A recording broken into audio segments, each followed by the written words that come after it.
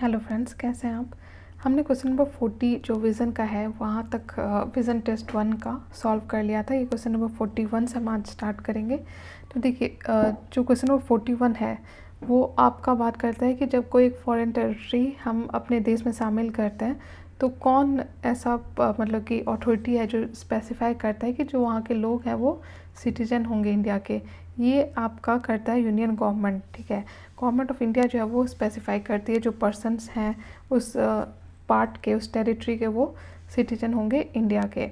जो question number 42 है वो आपका आर्टिकल 17 या अनटचेबिलिटी से रिलेट करता है। तो देखिए, जो सही आंसर है वो है आपका बी 1 एंड 4 कि ये अबॉलिश करता है untouchability and its practice in any form. ये सही है।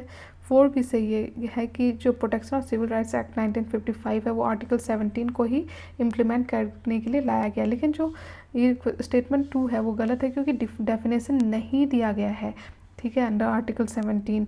और ये स्टेट के साथ साथ प्राइवेट इंडिविजुअल के अगेंस्ट भी अवेलेबल है, इसलिए स्टेटमेंट 2 और 3 गलत है।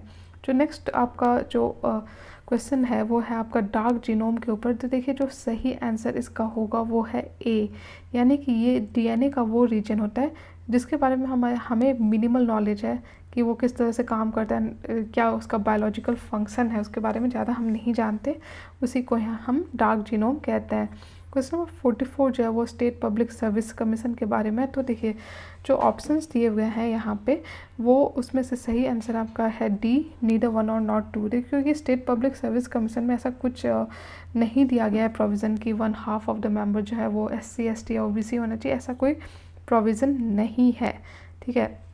द कॉन्स्टिट्यूशन जो है वो ऑथराइज करता है गवर्नर को to determine the condition of service of chairman and members of the commission.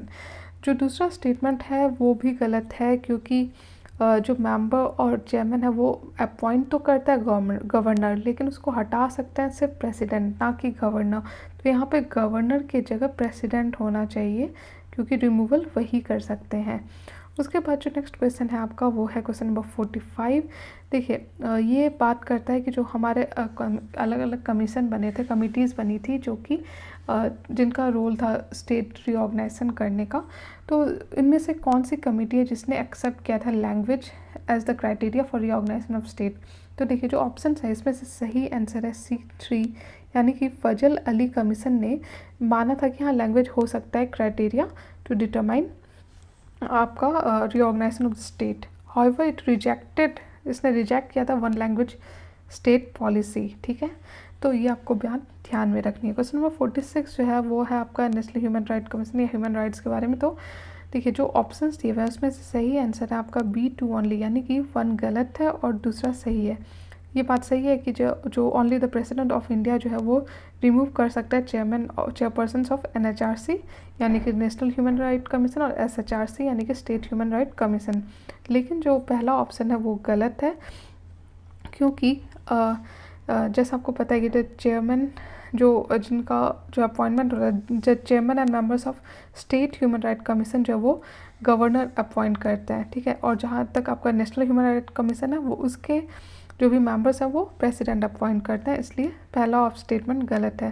Question number 47 जो है उसका जो ऑप्शंस दिए हुए हैं उसमें से सही आंसर है आपका A 1 2 एंड 3, यानी कि आर्टिकल 26 के बारे में अगर हम बात करें जो कि बात करता है freedom to manage and religious affair, उसमें group of individual within a system of belief ये कंडीशन है in order to exercise the freedom to manage religious affairs. ये आप जब कॉन्स्टिट्यूशन पढ़ोगे तो उसमें मेंशन किया गया है a religious denomination must satisfy this condition in order to exercise the freedom to manage religion। उसमें पहला है आपका कि it should be a collection of individuals who have a system of belief which they regard as conducive to their spiritual well-being। दूसरा कि it should have a common organization और तीसरा it should be designated by a distinctive name। इसलिए 1 2 and 3 आपका सही है, ठीक है।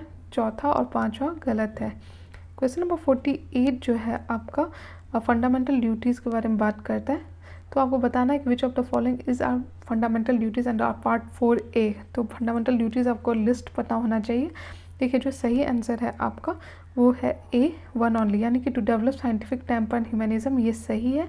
बाकी 2 गलत है, क्योंकि ऑप्शन 2 जो है ये आपका डीपीएसपी का पार्ट है, ना कि फंडामेंटल ड्यूटीज़ का। उसी तरफ टैक्स के बारे में स्वर्ण सिंह कमेटी ने बात तो की थी, लेकिन इसको एक्सेप्ट नहीं किया गया था as part of fundamental duties. साथ में टू कास्ट वोट भी करके ऐसा कोई फंडामेंटल ड्यूटी नहीं है, ठीक है।